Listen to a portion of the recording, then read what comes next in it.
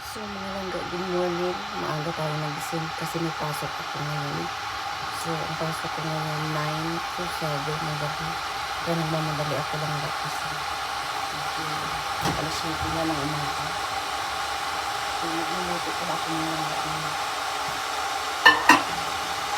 Paunin ko tapos mag-breakfast ako ng kanin na black rice ngayon kasi kahapon wala akong lunch kasi kagabi yung kinain ko lang pag nag-uwi ko ay dalawang tinapay at uminom ako ng gatas kasi parang sobrang nag-lose ako ng weight ko na kailangan ako kumain. Iinitin ko yung gulay ng luto ko.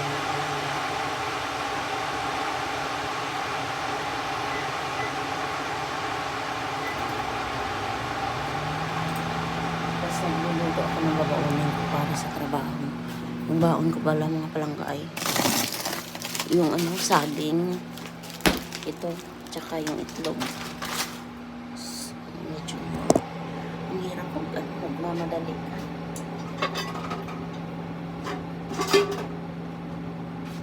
Mga langga kasi papasok ako ng trabaho. Nagmamadali ako.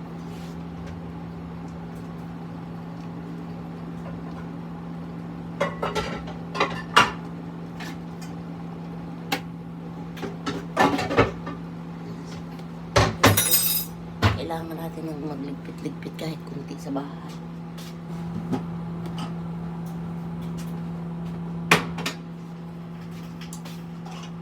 Ganito ang routine dito sa Amerika mga palangga. Nagmamadali ka halos kasi wala ka nang maasahan na magliligpit sa bahay mo.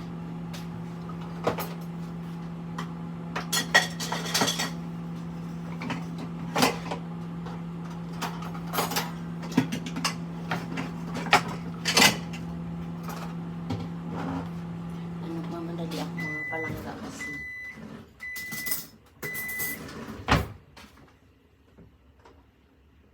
papasok ako ng alas 8 tas maliligo pa ako. Ang oras ngayon ay alas 7 pasado pa, alas 9 pala yung pasok mga palangga. Tapos hot water lang ang iinumin ko ngayon kasi parang mas maganda yung hot water na nakakatulong sa akin.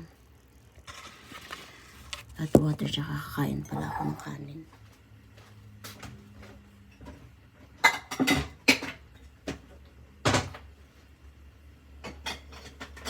Mga palangga, ipapakita ko sa inyo. Aking kanin ay black rice. Kasi ang sabi nila mga palangga, marami daw health benefits ito. Kaya, ayan. Black rice tayo. Ayan pala ang mga palangga. Sabi nila maraming health benefits ito. Kaya i-try natin. Tapos ito babaunin ko.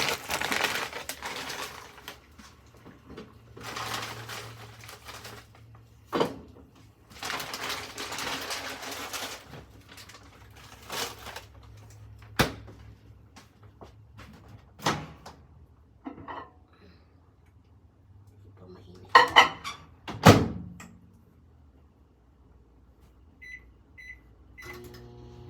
Hindi pa masyadong mainit yung ulam. Yung ulam ko pala mga palangga ay yung niluto ko na laswa nung isang araw. Yan ang ulamin ko ngayon. Tsaka yun lang. Ang hirap dito sa Amerika, alam mo ba mga palangga, ikaw lang wala kang maasahan at tulong sa'yo dito, kaya para kang hinahabol kapag ang bahay mo kailangan mo pang ligpitin. Kaya ayan, ito pala yung aking ulam mga palangga. Ayan, laswa yung tawag sa amin sa Bacolod. Di ko alam kung anong tawag sa inyo niyan. Tas ito black rice. Yan. So, sige na mga palangga. Kakain muna ako kasi kailangan ko nang magmadali para hindi ako malate sa trabaho ko. Sige mga palangga. See you sa next vlog. Thank you for watching. Bye-bye.